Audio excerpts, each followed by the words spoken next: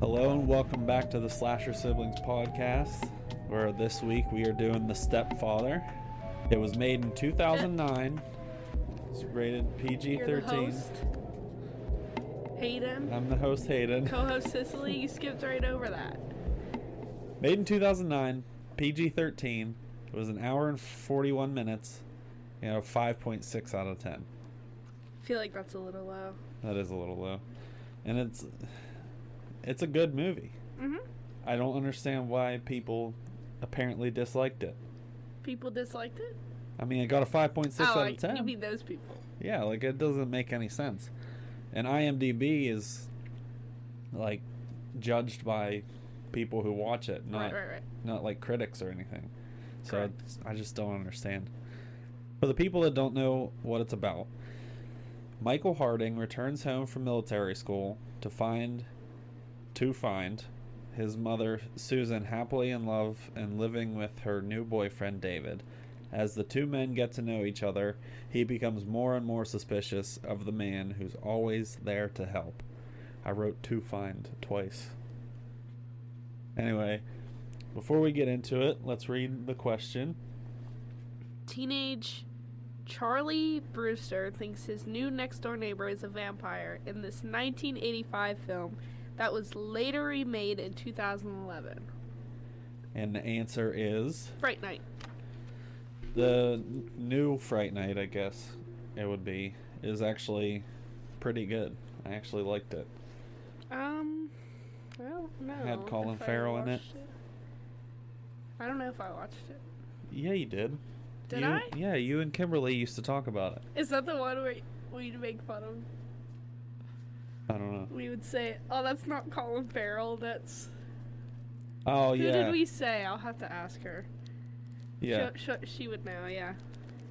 Yeah, you said something about Colin Farrell. Because we kept saying, it's not Colin Farrell. Me and Dad would yell at you. Yeah. I'll have to ask her who we used to say. So, with that being said, you want to say anything before we get started? I've always really liked this movie. Yeah. I've seen it a bunch of times. I already knew, like... Well, you used to watch it all the time when you were younger. Yeah. Like, you had it on DVD and stuff, I'm pretty sure. I don't know why. I just like this movie. It's a good movie. It is. And I honestly could have come on here without rewatching it, probably, but that's probably been a while. I needed a refresher. Yeah. I think I just watched it not too long ago because I saw it was on Netflix. Yeah. And I was like, might as well put it on. Might as well throw it on. And Penn Badgley's in it. Yeah. And you said, what's Amber Heard. Yeah. I mean, at least... I was going to talk about it at the end, but since you brought her up, at least this was one of her decent acting. I didn't realize it was her, and then I started watching it and I was like, It seems like as she goes on in her career, she gets like worse at acting somehow. Like, she wasn't bad in this movie. No, she wasn't bad. She was actually pretty decent in this one. Movie. But what about Penn Badgley? Question. He's in a show. You. He's in You. Oh, okay. I didn't see that. It didn't seem like my thing. It's really good. I think you should watch it. But yeah, or at least try it. You said something about that last week, and you said that you thought it was him, but I wasn't sure. He's in another movie. He's in a lot of stuff. Yeah. I think he's in Gossip Girl. Wouldn't know. I think that's what I haven't seen Gossip Girl, but I've seen clips and shit. But what's the movie where he plays the badger and he's munching on a log?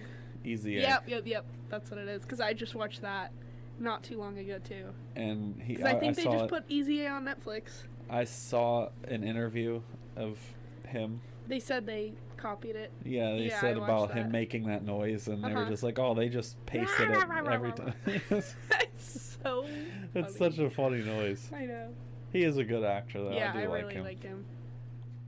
So with that being said, we'll just start into the movie. I feel like that opening was just a straight opening straight into it. Like a straight mystery. Let's just get straight down to business. We have no idea who this guy is. He's shaving his beard. He's cutting his beard off, dyeing his hair.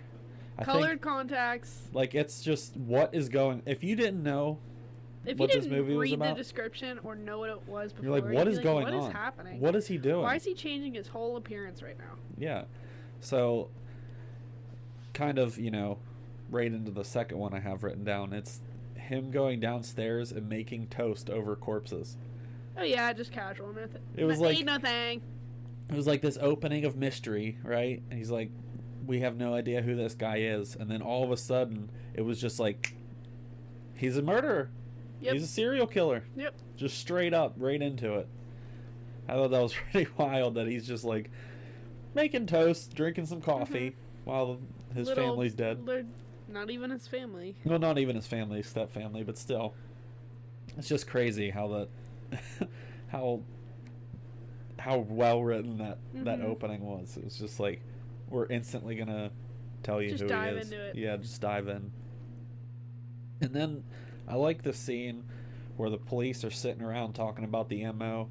How he says he finds a woman with, you know, 2 kids and divorced, or father's dead, something like that. And then like he moves in and he makes like he's a family guy. He's very charming. Yeah. I like how they're like discussing, like they know who he is, but they don't know who he is. Because he changes his appearance or he moves like 3 states away, whatever he does. And it's just like, they're like, we know who the guy is. Why can't we find him? It's just he only uses cash. He doesn't have an ID. Yeah, all that. He only gets jobs that are paid under the table. Like, it's such a... they've definitely done their homework.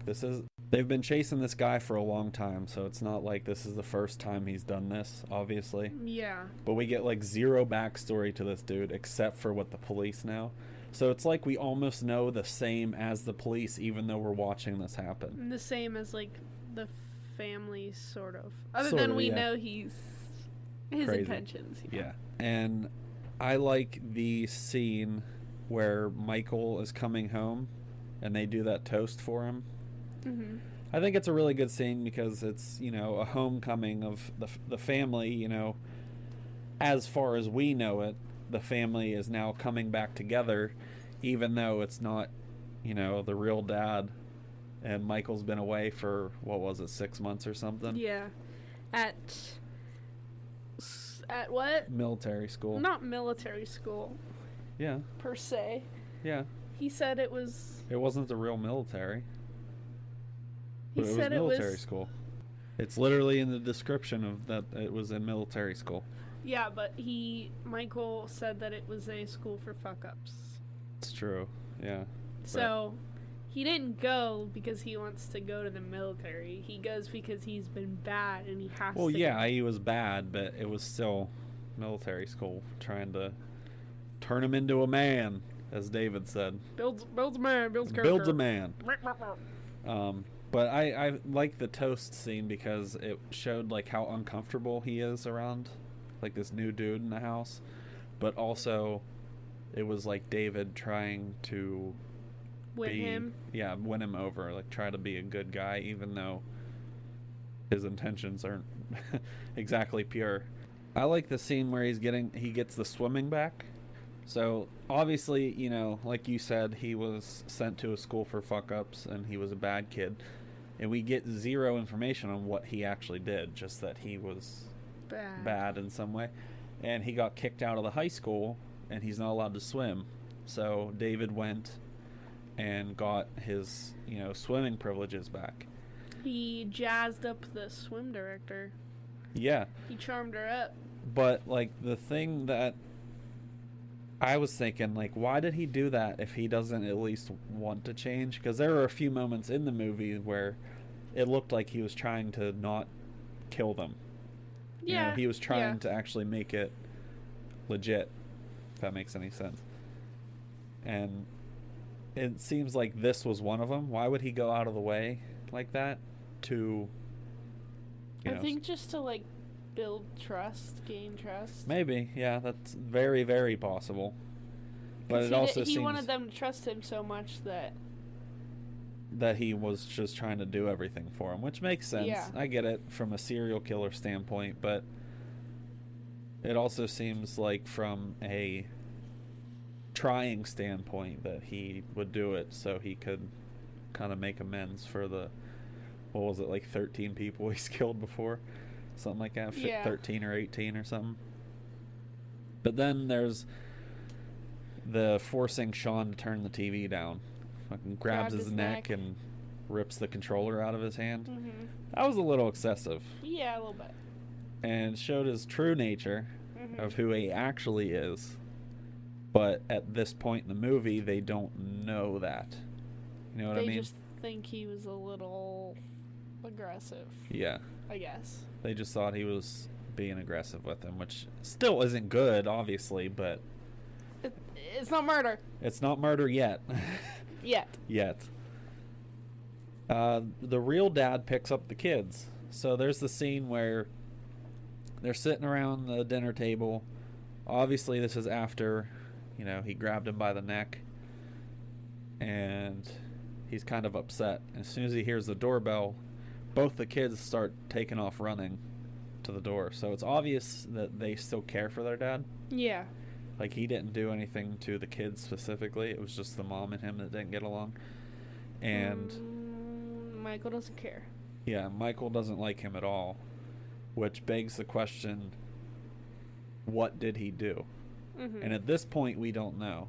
Like, this early into the movie, we don't know yet. Yeah. I can't remember when it is, but later on, she yells at him about sleeping with his secretary. So obviously, we found out, what he did. Mm-hmm. And obviously, Michael's old enough to know and understand what happened.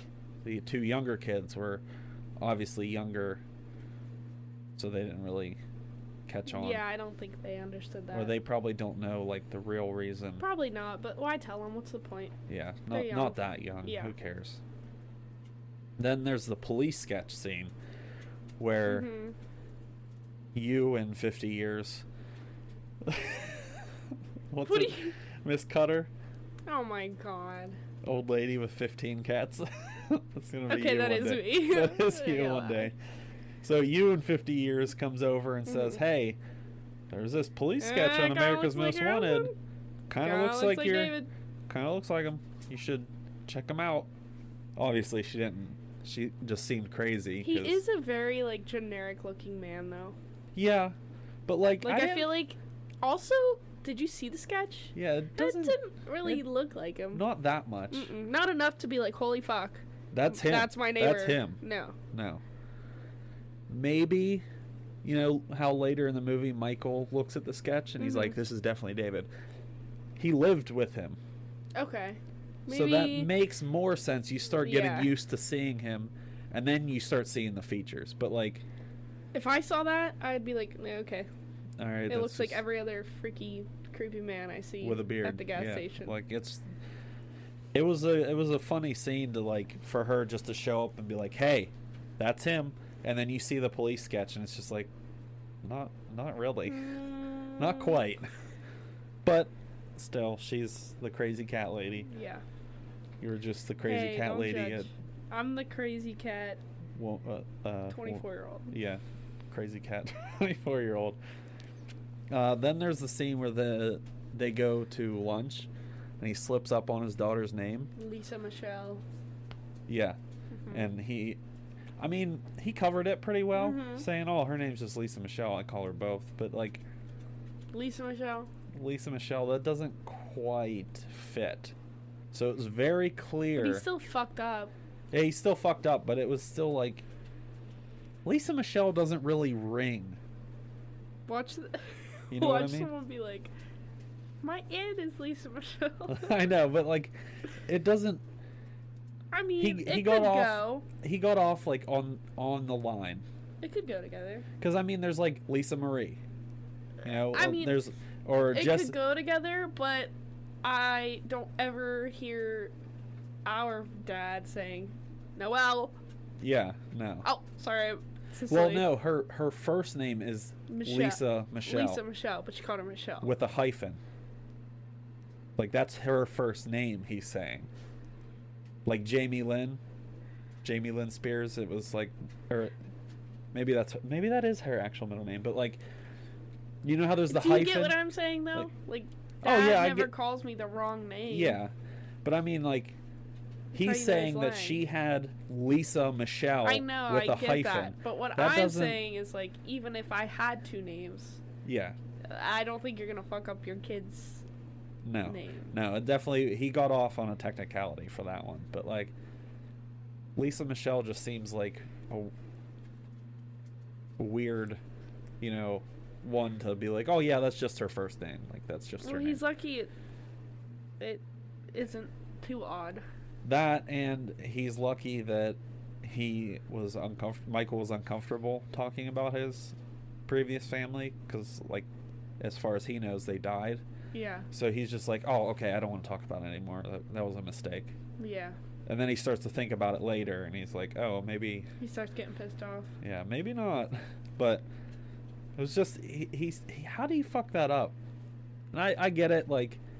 He's done this so many times. Murder. So. I know, but I mean, he's done this so many times. They just, like, start to blend together in his head. But like, oh yeah, that was at the a end big he goes, one. "Who am I?" Yeah, that I have that written down later because I really like that. Who am I at this house? It was one of the things that you probably shouldn't have fucked up. Get your story straight. Like, if you're gonna murder people, like. Just get your story straight, dog. That's one thing you probably shouldn't have fucked up. Yeah. You could just say daughter. You don't have to say her name. Yeah, don't get too specific. And then he has the first on-screen kill with what's her face, Miss Cutter. Tosses her down the stairs. He just throws her down the steps. Yeet. I mean, that has to be, like, the best way for him to, you know, dispose of her. Yeah. Because she's old, you know. Of course she can fall down the stairs. Of course. Like, that's, like, the most realistic thing. I'm thinking, like, I'm in his brain right now. For his sake, I would hope that there's something down there, like a washer or dryer. Like, give her a reason to go down the steps. Because if it's just used for storage, an old woman doesn't have a reason to go in the basement. I mean, she kind of she would, like...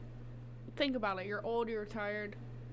I don't know. Let's go check out what's in the basement. I haven't looked through my shit in a while. I guess, yeah, but, like... Who knows what old people It would be do? easier if there was a washer or dryer down there. It'd be like, oh, well, she was just going down to, you know, wash her clothes and fell down the stairs or something. Or throw the clothes into the dryer or something like that. Freezer, even. A freezer would be a good reason. I guarantee you her basement wasn't empty. No, I mean, like, just storage. Like the attic.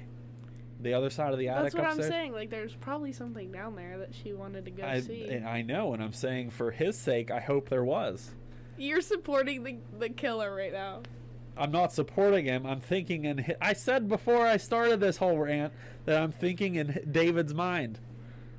I'm saying there's probably something in the basement. Yeah, and I would hope so.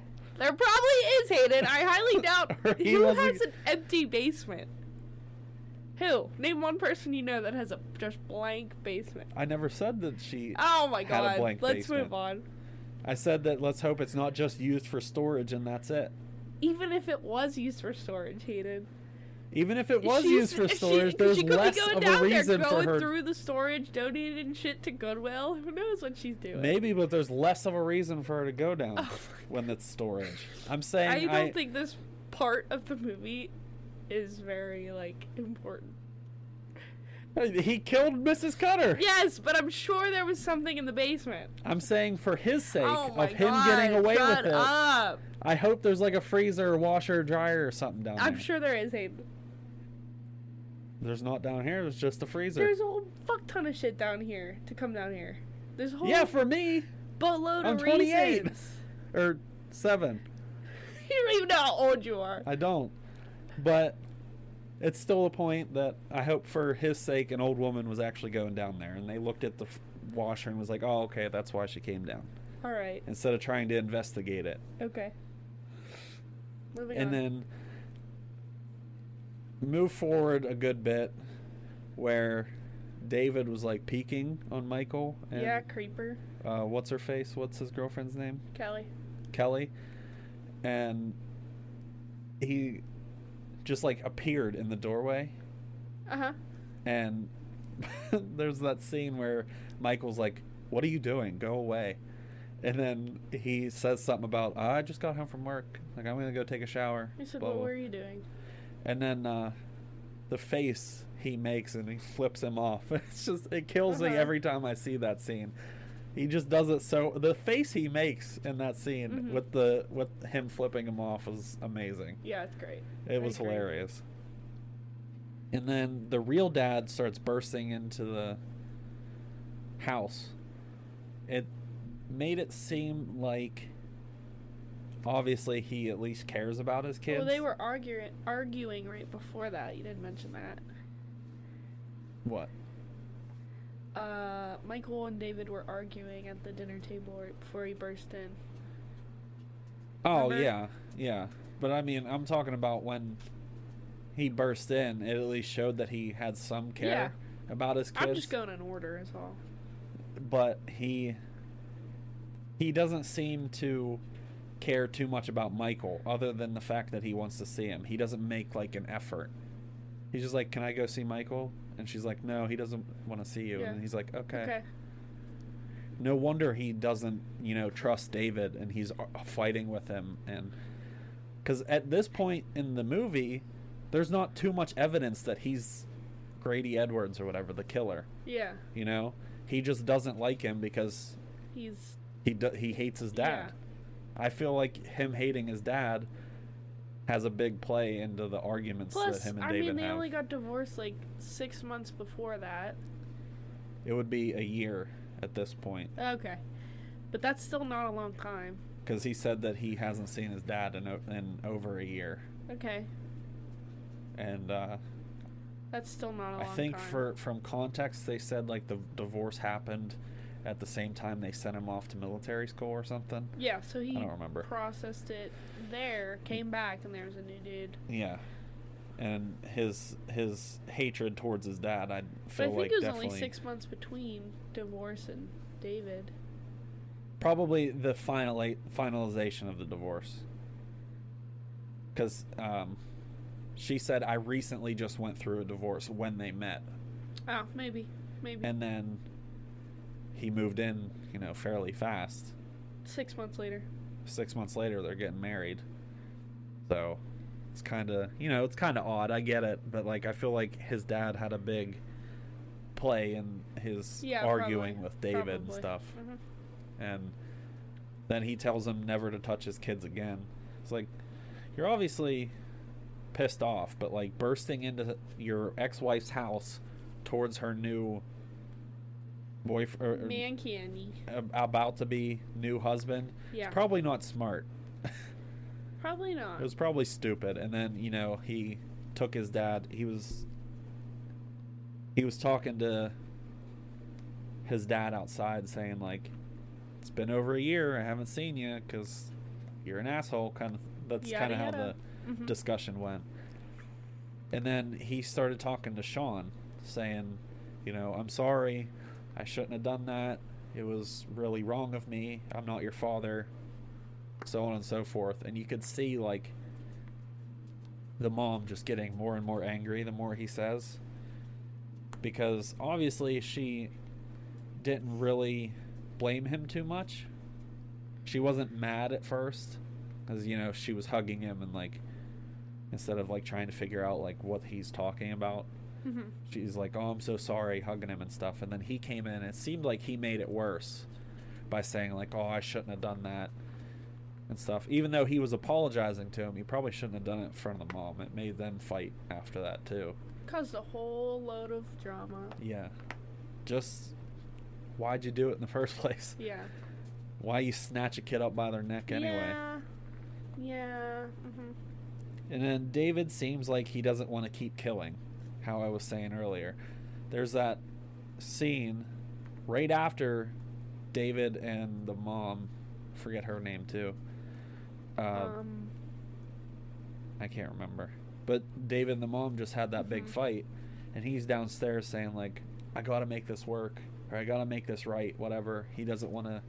He's talking to himself, basically saying he doesn't want to kill anymore, which. I mean, it's got to run. Your luck's got to run out eventually. Yeah, you can't be, killing forever and expect to get away with it forever. So, I mean, it's good that he got caught, but like he needs to kind of simmer down and figure himself out. Simmer down, boy. And then Jay is kind of catching on. He's like, "Oh, I asked at the alumni office There were about 4 you, David and there was like Harrises. 4 of them, and like 2 were dead. So And one's old. yeah, something like that. And one's... What was the other one? I don't remember, but one was black." Right. He said something about his skin was a little darker or something like that, and he's starting to catch on. So he obviously did his homework. Yeah, he knew. So it's not like he. So you had to get rid of him. It's not like it's just because he didn't like David. It's just like, this is starting to look weird, man. And then yeah, he killed him. So that was kind of a, a scene that gives you anxiety because he just killed the dad to the kids that are literally right above upstairs. the ceiling. Right above them. Yeah. And he did it with like the loudest instrument he could find. He grabbed even, a vase. Do anything quiet. No, it wasn't like he could have stabbed him or done a multitude of things. He had hammers in the kitchen drawers. He could have smacked him with a hammer, but he could have just like put his hand over his mouth and slit his throat. I was just thinking, stop his breathing, but yeah. Well, but he thrashes or around, just suffocate him. Yeah, True. But it would have made noise anyway. So there were definitely better ways of killing him than just smashing him in the head with a vase. But anyway, to each their own, I guess. Then there was this scene between the mom's sister, I think her name's Jackie. Jackie. Between Jackie and her girlfriend. Yeah. And then the girlfriend is like, I just find it weird that he pays in cash. Who doesn't want the miles? I don't think people use credit cards for miles. No. That's not the only reason people... I wouldn't have ever thought that. I never would have given a second thought about someone who pays all in cash. No. Chris does. Uncle Chris? Yeah. He pays everything in cash. Okay. Is he a serial killer? He might be. If he is, he's a really good one. Yeah. But no, it just seems so weird for that to be your reason to think he's weird. He pays everything in cash. Who doesn't want the miles? Who pays attention to what somebody pays? Exactly. Besides you with Uncle Chris. Well, it's just very obvious. He would obviously have a bank account, but he never has a card on him. When he pays when we went to the concert, he pulled his money out and there wasn't a card in there. He didn't have a card in his pocket. I only carry a card. In my bra. I don't carry a wallet. I carry a wallet, but I just keep that debit card on me and hope I don't lose it. And then he does not travel, is the thing. He doesn't go to Europe and Italy and stuff. So what does the miles have anything to do with? You've known him for 6 months now. Have you seen him go anywhere? Yeah, I don't know. That was a very such a weird observation. Yeah. Only David said Cutter fell down the stairs. Yeah. The mailman did not say that she fell and broke her neck. Only he did. So that was another slip. I also feel like you still could get that information from another source. Yeah, but he didn't. Everybody talks. It's a small town. Maybe somebody That's very said. true, but Michael overheard the conversation and heard David say, "Oh, what happened? What's going on over there?" And he was like, "Oh, old lady died." That was basically the end of the story. Yeah, but what if he heard from somewhere else? Something else. But he asked what happened. Yeah, I get that. But what I'm saying is, between the time he heard what happened, in between the time that happened and he talked to Michael, he heard some gossip. Right, that's possible, but he came straight inside the house. He talked to the mailman, came right in, and told everybody. And he was like, hold on. That's kind of weird because I heard that the mailman did not say she fell down the stairs and broke her neck. And he was very That was a pretty good observation, is what I'm saying. That was Okay. that was a pretty good catch. Because obviously, only the killer would have known at that point. Because the police were still there. Mailman said, "Hey, old lady died. I don't know what happened." And then he's like, "Oh, I know exactly what happened. Just seems weird. Somehow broke her neck." Probably fucking scooping that cat shit. Scooping that cat. And then he was almost caught. Well, they were almost caught in David's closet going through his stuff. Yeah. I don't like that feeling. Yeah, that's a lot of anxiety. Listening to him come up the stairs and guys, get out. Dip now. It was just funny how they were just like, be quiet, don't move, instead of just like very quietly walking to the window and trying to get out the window. You know what I mean? They like stayed there waiting to get caught.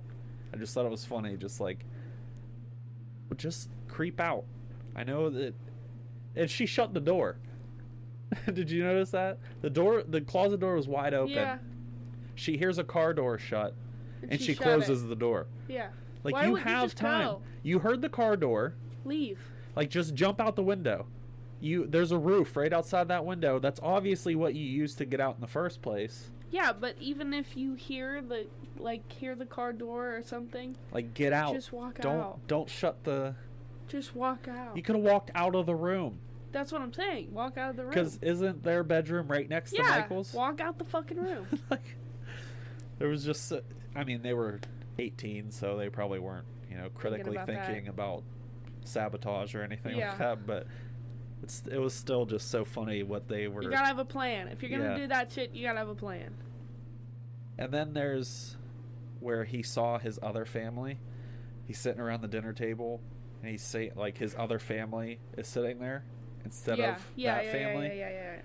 That scene starts to show, like, he's starting to break. He's losing his marbles. Exactly. He's starting to go a little crazy from this stuff. It's obviously eating away at him. It's obvious that it's not like, oh, I don't care, I'll kill anybody. He's, like, starting to really get fucked up from it. And then David talks to Michael, and he finds the police sketches where it's starting to weird Michael out the way he acts, because he's always there, he's always in control, and it just seems weird that there's never anything that David doesn't know. He's always around somewhere. And then he finds the police sketches, and they're talking out by the pool, saying, like, oh, this looks just like him, even though I didn't think it quite looked like him, but obviously Michael would know living with him. And then they have that fight where she's like, can we just do the college applications instead of worrying about this? Because, I mean, it's a good thing that Michael did worry about that. Yeah. But I get where she's coming from. Like, can we just do this, please, and stop talking about it for one day? That's all she wanted, was just to finish the college applications. And then you could have talked about David all you want. I don't think they ever finished them. No. And then there's that strange conversation with Kelly that David had in the kitchen. Ew, yeah. He was, like, looking at her and stuff, and Creep. I felt, I felt queasy. I felt the uncomfortableness that she felt when she started, like, creeping over to where her dress was and puts her dress on.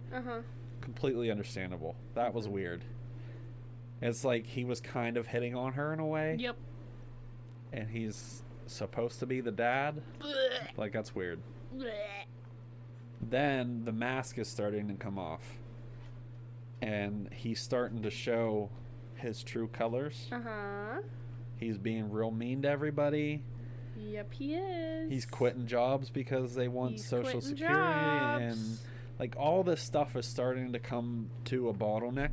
Yeah. And it seems like it's getting close to its climax of, this dude's a fucking murderer, and he can't keep his his shit together. Can't keep his he's starting to go ducks in a row. crazy. Yeah. And then there's the canceling of the subscription. We all know what that meant when he said, hey, I want to cancel a subscription. Because the police knew that, he cancels the newspaper right before he kills the family and leaves. Yeah. So we knew as viewers what that meant. We said, it was like, oh, he's trying to cancel that. And we knew shit was about to go down. Uh-huh. And then there's the mission to the basement. It just seemed like a total haphazard plan. You know what I mean? Like, they were just like, all right, we're going to break into the basement, and you're going to sit here and watch, and you're going to call me. It just seemed like they threw it together in 5 minutes. Yep. And you've been talking about this for weeks. Like, at least 2 weeks you've been talking about this dude being a killer. Come up with a better plan. I know. Like, I get it. You know, it was raining. You thought it was a good idea. You know, you'd have... But what happens if something like that did happen? What if your girlfriend couldn't call you because her phone was dead and she looked for the charger? What happens if the mom wakes up like she did and you can't get out of the basement? Like, he didn't think that stuff through. He just thought, I'm breaking in, I'm going to find something, and that's it. Well, we're done. You didn't have an end game there. What if he catches on? What if he hears you? You didn't have that thought. And then my favorite part of the movie is when he's slamming the knives and the hammers on the counter, and he goes, who am I here? Yeah. Who am I here? That's such a well-delivered line. Like, you can tell in the actor, I don't know his name, he acted it so well that like his face is starting to turn crazy, and he's just like, who am I here? I don't know who I am. It's just David. That's who it is. You could have been Mrs. Grady Edwards. And she's like, who? And it was just like that flip. Oh, yeah. As soon as he accidentally let out that real name, and he was just like, who am I here? Like, I don't even know who I am. Yeah. We don't know who he is either. We don't know his real name. He could be Grady Edwards. He could be David Harris. He could be anybody. Who knows who that guy is? You know? So he definitely doesn't know. And then the fight for their life. That was at least Michael, you know, was standing up for, you know, himself and his family. Yeah. But man, he put up a good fight.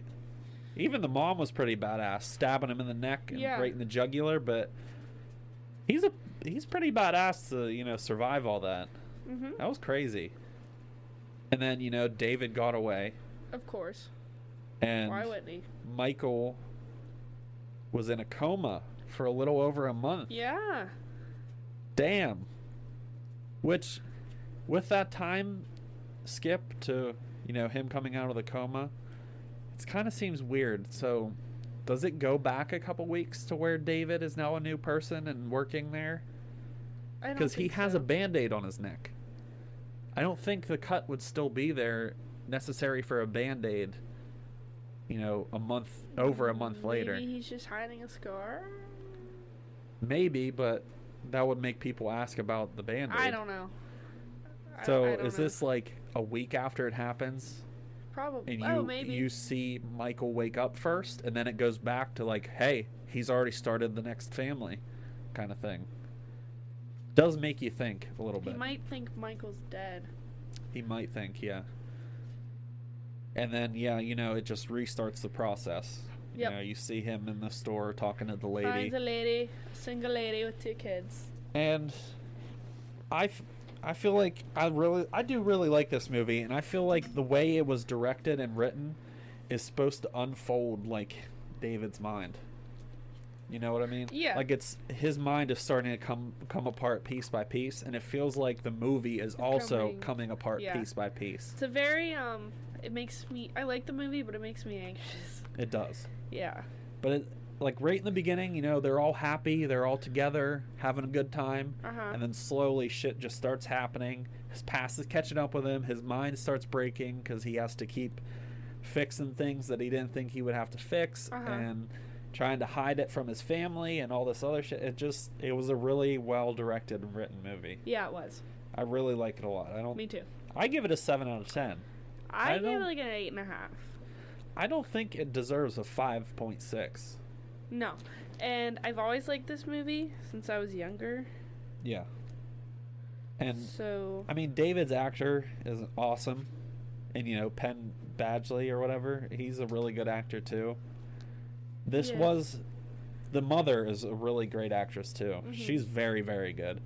you know, this was one of Amber Heard's more decent acting. She wasn't perfect in this movie. There were a couple instances where it was just like, it was clear that she was acting. I mean, as a teenage girl, yeah, she did pretty good. Yeah, she did. But, I mean, if we're comparing Megan Fox and Jennifer's Body to Amber Heard in this movie, I mean, Megan Fox was clearly better. Gonna win, yeah. But still, it's just the point that, like, they did have, you know, a pretty good cast in this movie. Oh, yeah, they did. I like Penn Badgley a lot. You have anything else you want to talk about? No, just that I can always watch this. I always rewatch this one. It's a good one. You own it, don't you? Pretty sure you had it on DVD when you were younger. Probably. I don't have it anymore, but okay. It's on Netflix, so you guys can watch it if you have Netflix.